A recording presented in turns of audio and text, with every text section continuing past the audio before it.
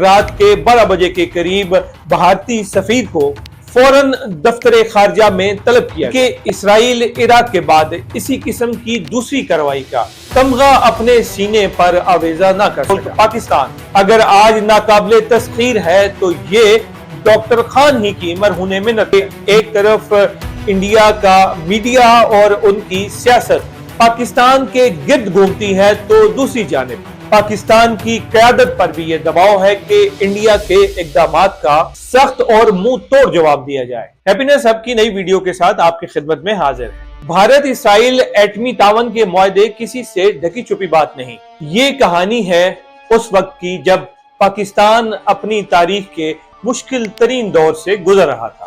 امریکہ چونکہ عراق کو اسرائیل کے لیے ایک بڑا خطرہ تصور کرتا تھا، چنانچہ عراق کو تباہ و برباد کر دیا گیا۔ دوسرے نمبر پر ایران کی باری آئی، جس نے کچھ عرصہ تو مزاحمت کی لیکن بالآخر گھٹنے ٹیکنے پر مجبور ہو گیا، جبکہ لیبیا اس سے پہلے ہی ایسا کر چکا تھا۔ یہ تو اللہ تعالیٰ کی خاص کرم نوازی تھی کہ امریکہ عراق اور افغانستان کی دلدل میں پھنسا ہوا تھا، ورنہ وہ پاکستان کے ساتھ بھی شاید اسی زبان میں بات کرتا۔ اب یہ بھی حقیقت ہے کہ امریکہ نے جب بھی پاکستان کے خلاف عملی اقدام کرنے کی کوشش کی تو اسے لازمی طور پر بھارت کی مدد درکار ہوگی، لیکن پاکستان کے پاس ایٹمی ہتھیاروں کی موجودگی کی صورت میں بھارت کبھی بھی پاکستان پر حملہ کرنے کی غلطی نہیں کرے گا، اور اس کی مثالیں ہماری ماضی کی تاریخ میں موجود ہیں۔ 1987 میں جب راجیو گاندھی پاکستان کے خلاف ایک فیصلہ کن جنگ کرنے کی تیاری کر چکے تھے تو ضیاء الحق جنگی تیاریاں کرنے کی بجائے کرکٹ کا میچ دیکھنے بھارت چلے گئے۔ واپسی پر انہوں نے راجیو گاندھی سے کہا کہ ہم بھی ایٹم بم بنا چکے ہیں، اب فیصلہ آپ نے کرنا ہے۔ یہ کہہ کر ضیاء الحق راجیو گاندھی سے بغلگیر ہوئے اور راجیو گاندھی کو پسینے میں شرابور چھوڑ کر اپنے جہاز کا رخ کیا۔ سابق پاکستانی صدر ضیاء الحق کے دور میں بھارت اپنی تمام فوجی طاقت سرحد پر لا چکا تھا، جبکہ دوسری طرف سابق سوویت یونین کی فوجیں افغانستان میں افغان مجاہدین کے ساتھ گتھم گتھا تھی۔ پاکستان میں موجود ہر شخص یہ سمجھتا تھا کہ جنگ کسی بھی لمحے شروع ہو سکتی ہے۔ بھارتی فوج کو اپنے وزیر اعظم کے حکم کا انتظار تھا۔ اسی دوران اچانک سابق صدر ضیاء الحق میچ دیکھنے کے بہانے دلی چلے گئے اور واپسی پر راجیو گاندھی کو خدا حافظ کہتے وقت ضیاء الحق نے کہا، مسٹر راجیو، آپ پاکستان پر حملہ کرنا چاہتے ہیں، بے شک کریں، لیکن اس کے بعد یہ یاد رکھیے گا کہ لوگ چنگیز خان اور ہلاکو کو بھول جائیں گے اور ضیاء الحق اور راجیو گاندھی کو یاد رکھیں گے، کیونکہ یہ روایتی جنگ نہیں ہوگی بلکہ ایٹمی جنگ ہوگی۔ بھارتی وزیر اعظم راجیو گاندھی کے مشیر کے مطابق بھارتی وزیر اعظم راجیو گاندھی کے ماتھے پر پسینے کے قطرے نمودار ہو چکے تھے اور میری ریڑھ کی ہڈی میں سنسناہٹ تھی۔ مجھے ضیاء الحق اس وقت دنیا کا خطرناک ترین انسان نظر آیا۔ جنگ کا خطرہ ٹل گیا اور پھر تمام حالات نارمل ہو گئے۔ مئی 1997 میں جب بھارت نے ایٹمی دھماکے کیے تو اس کے جواب میں پاکستان بھی ایٹمی دھماکے کرنے کی تیاری میں تھا کہ ایسے میں صرف ایک دن پہلے اسرائیلی جہازوں کے 6 اسکواڈرنوں کو بھارت کی طرف پرواز کرتے ہوئے دیکھا گیا۔ چنانچہ رات کے 12 بجے کے قریب بھارتی سفیر کو فوراً دفتر خارجہ میں طلب کیا گیا اور اسے پاکستانی سرحد کے انتہائی قریب ایک ایئر بیس پر اسرائیلی جہازوں کی موجودگی کی فلم دکھائی گئی۔ وزارت خارجہ کی طرف سے بھارتی حکومت کو یہ پیغام دیا گیا کہ اگر انڈیا کی طرف سے کوئی مہم جوئی کی گئی تو انڈیا کو عبرتناک سبق سکھایا جائے گا۔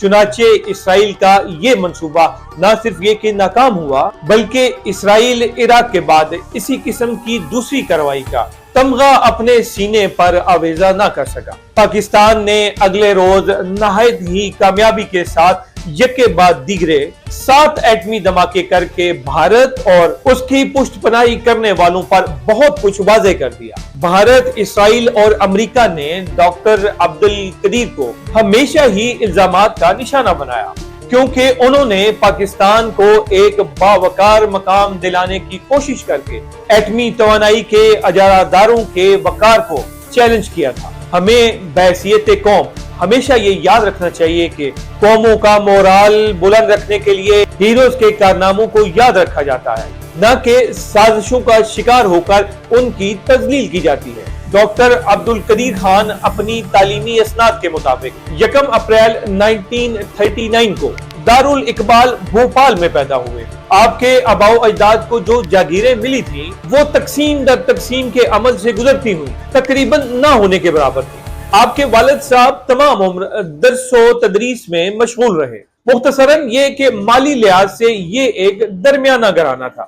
ابتدائی تعلیم گھر کے قریب گنواری پرائمری اسکول سے حاصل کی۔ ڈاکٹر صاحب نے یہاں سے 4تھی جماعت پہلی پوزیشن لے کر پاس کی، پھر جہانگیریا مڈل اسکول سے 6ٹھی جماعت کا امتحان امتیازی نمبروں سے پاس کیا اور الیگزینڈر ہائی اسکول میں داخلہ لے لیا، جسے کہ بعد میں حمیدیہ ہائی اسکول کا نام دیا گیا۔ یہاں سے ڈاکٹر صاحب نے میٹرک کا امتحان اچھے نمبروں سے پاس کیا۔ Doctor Khan technical university drift سے ماسٹر آف سائنس کی ڈگری لینے کے بعد 1967 کے وسط میں پاکستان آئے تو انہوں نے کسی موضوع ملازمت کے لیے پاکستان سٹیل مل کراچی میں کوشش کی، مگر ڈاکٹر صاحب کو سٹیل مل کراچی کے لیے ناموزوں قرار دیا گیا۔ بہرحال ڈاکٹر صاحب کچھ عرصہ کراچی میں قیام کرنے کے بعد واپس ہالینڈ چلے گئے۔ بیلجیم کی لیون یونیورسٹی میں طبی فلزیات میں ڈاکٹریٹ کے لیے فیلوشپ کی۔ ایمسٹرڈیم ہالینڈ کی مشہور ترین فارم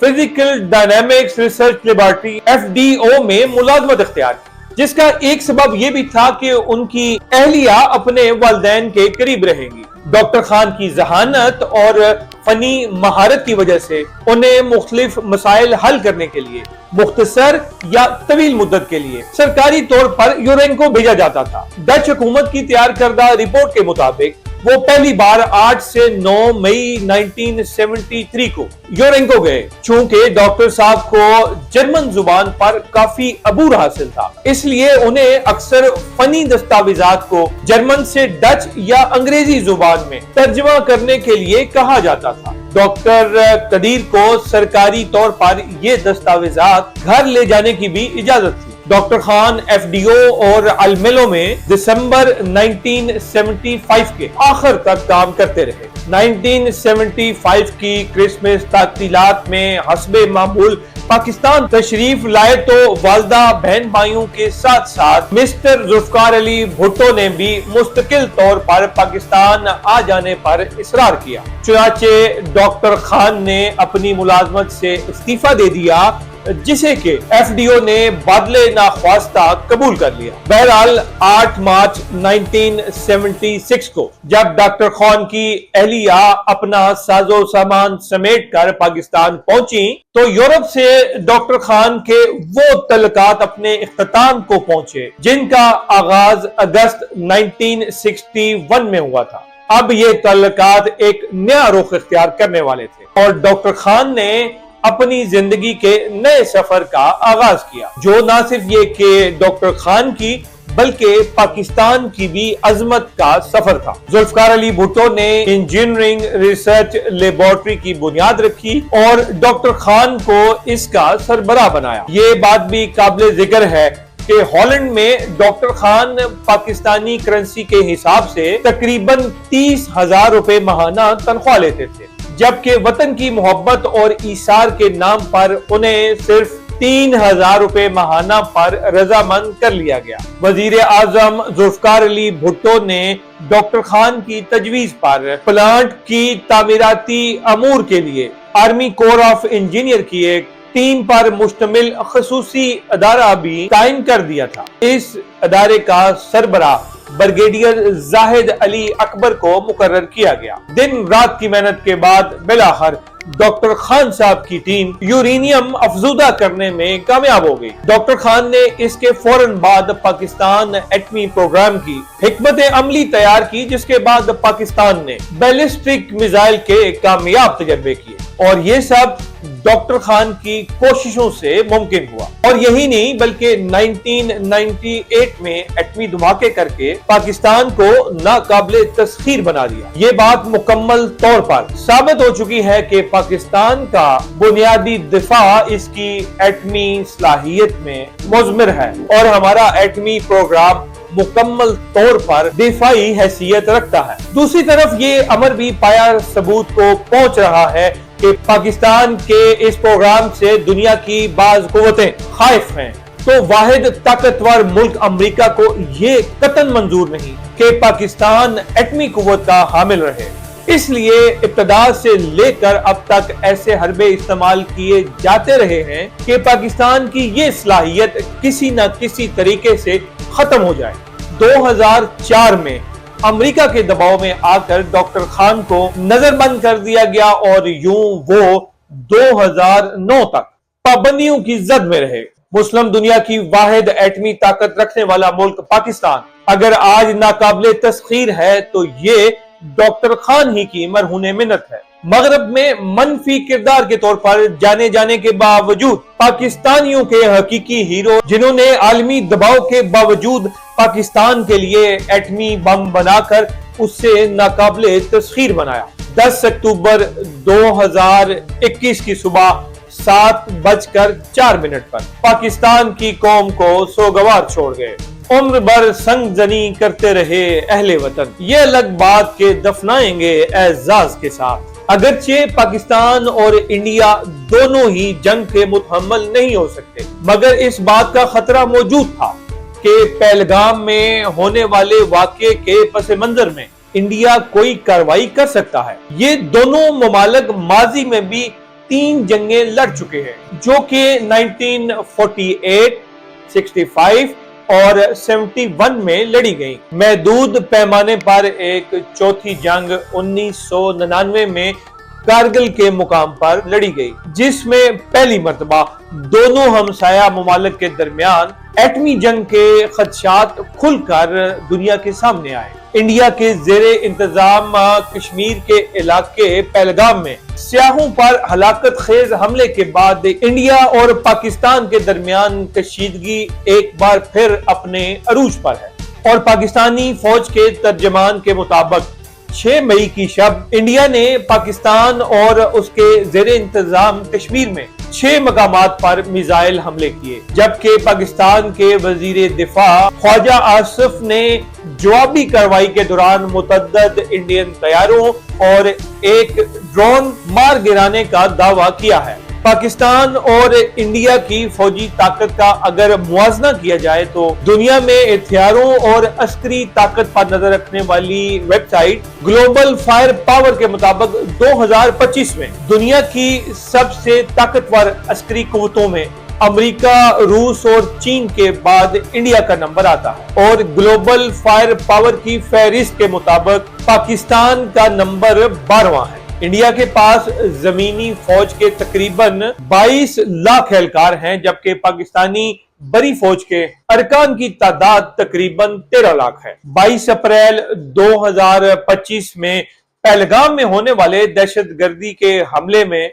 26 सयाह हलाक हुए थे और इस हमले के बाद इंडिया ने सिंध तास मुआहिदा मुअत्तल करके वाघा अटारी सरहद बंद कर दी, वीजा सहूलतें वापस ले ली और सफारती रवाबत भी महदूद कर दिए, जिसके जवाब में पाकिस्तान ने भी दोनों ममालिक के दरमियान होने वाले तमाम 2 तरफा मुआहदे मुअत्तल कर दिए। इसके अलावा फिजाई हदूद और सरहद बंद करने के साथ साथ तिजारत का अमल भी मुअत्तल कर दिया। हालिया तारीख में ऐसा कोई पहली मर्तबा नहीं हुआ जब पाकिस्तान और इंडिया बाकायदा जंग के इंतहाई करीब पहुंचे हों। इसे बदनसीबी कहना चाहिए कि एक तरफ इंडिया का मीडिया और उनकी सियासत पाकिस्तान के गिर्द घूमती है तो दूसरी जानिब पाकिस्तान की क़यादत पर भी ये दबाव है कि इंडिया के इक़दामात का सख्त और मुंह तोड़ जवाब दिया जाए।